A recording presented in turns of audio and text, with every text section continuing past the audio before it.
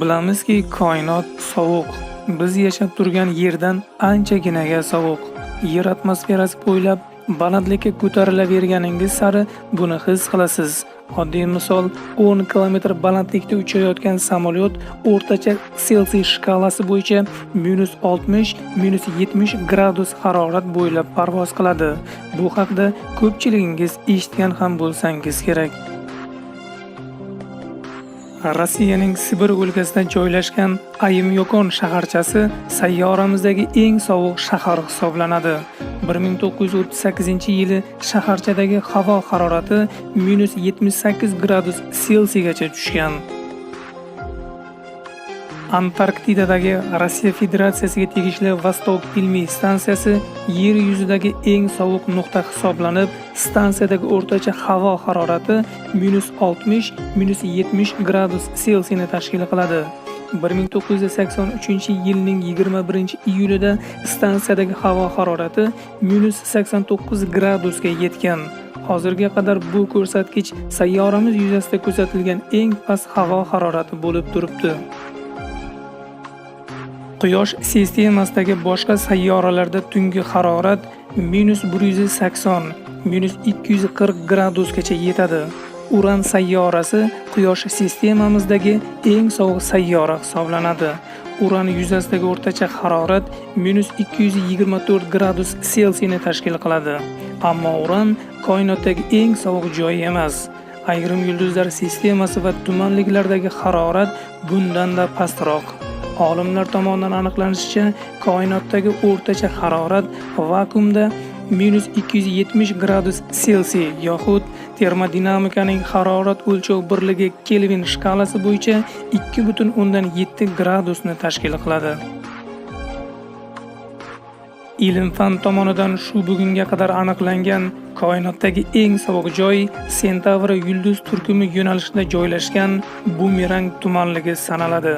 1995-yili Chilidagi Janubiy Yevropa observatoriyasining 15 metrlik summa metrli teleskopi tumanlikdagi harorat -272 gradus Selsiy yoxud 1 Kelvin ekanligini aniqladi. Bumerang tumanligi Yerdan 5000 yorug'lik yili uzoqligida joylashgan.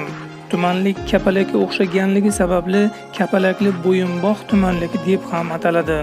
Bumerang tumanligi insoniyat tomonidan aniqlangan koinotdagi doimiy harorat 2,7 Kelvindan sovuq bo'lgan yagona joy.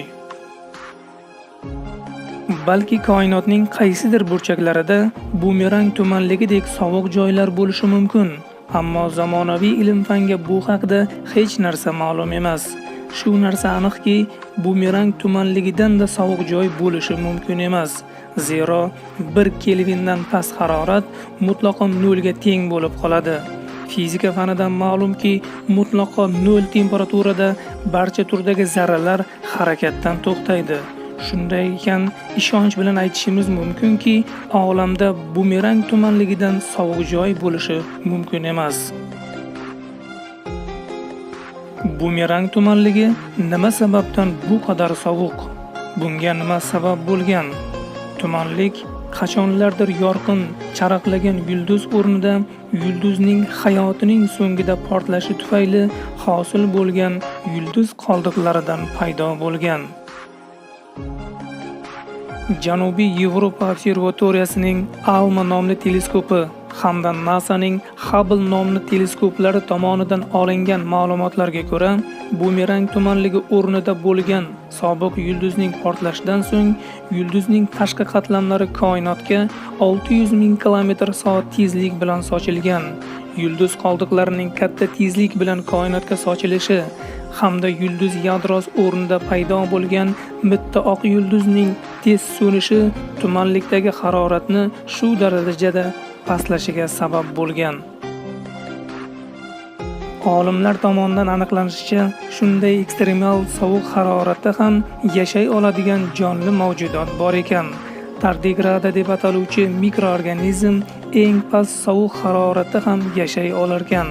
Tardigradalar nafaqat sovuq haroratda, hattoki ekstremal issiq haroratda +100 gradusgacha bo'lgan temperaturada ham yashay olish xususiyatiga ega ekanligi ilm-fan tomonidan aniqlangan.